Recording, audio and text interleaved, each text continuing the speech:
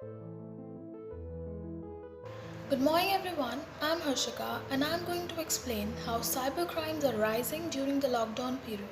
So recently police and the cyber authorities issued guidelines asking people to stay alert because cybercrimes are on a rise during these days. So I will start this presentation by giving a brief about two incidents that took place recently. So two men were recently arrested for illegally snuffing rupees 53 lakhs by creating a fake website on the name of Prime Minister Relief Fund to help COVID patients. Another incident is of a lawyer who recently received a call from a bank official asking him if he had recently made any transaction.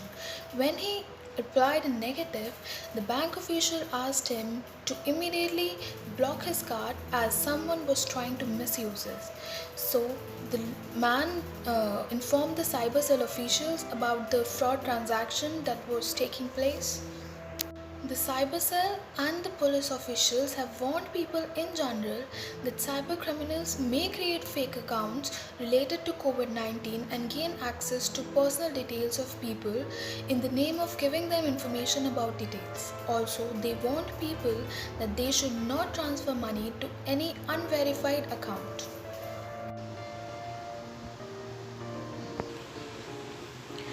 So, cybercrimes are the offences committed against individuals or group of individuals with a criminal motive to intentionally harm the reputation of the victim or cause harm or cause physical or mental harm or loss to the victim directly or indirectly using modern telecommunication networks such as internet including chat room, email, notice boards and groups and mobile phones. Cybercrime has become the new normal and is greatly affecting financial industry. Everyday crimes are committed against leading companies which were thought to have top security protocols in place.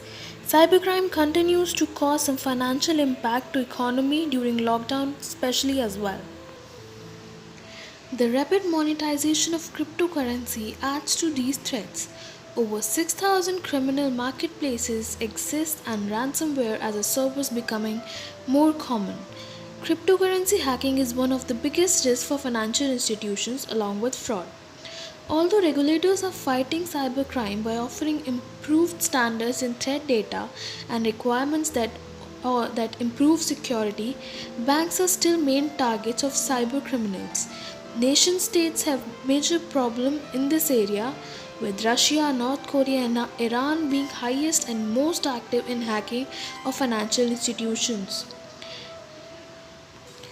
There are various types of cyber crimes.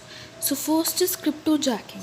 Cryptojacking is unauthorized use of someone else's computer to mine cryptocurrency.